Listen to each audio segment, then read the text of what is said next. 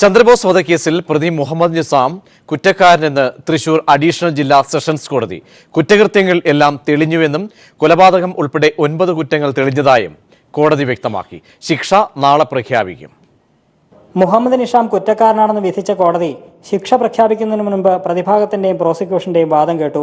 നിരായുധനായ ഒരാളെ അപകടകരമായ വാഹനം ഉപയോഗിച്ച് മനുഷ്യത്വരഹിതമായി ഇടിച്ചു കൊലപ്പെടുത്തിയ പ്രവൃത്തി അപൂർവങ്ങളിൽ അപൂർവമായി കണ്ട് പ്രതിക്ക് വധശിക്ഷ നൽകണമെന്നും 5 കോടി രൂപ നഷ്ടപരിഹാരം നൽകാൻ ഉത്തരവിടണമെന്നും പ്രോസിക്യൂഷൻ വാദിച്ചു.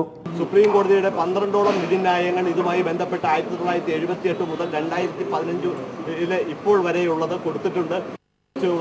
ഇതിൽ പരമാവധി ശിക്ഷയായിട്ടുള്ള വധശിക്ഷ വേണമെന്ന നിലയ്ക്ക് പ്രോസിക്യൂഷൻ വാദിച്ചു. എന്നാൽ പ്രതി ഉന്മാദ രോഗിയാണെന്നും ശിക്ഷയിൽ പരമാവധി ഇളവ് വേണമെന്നും പ്രതിഭാഗം ആവശ്യപ്പെട്ടു.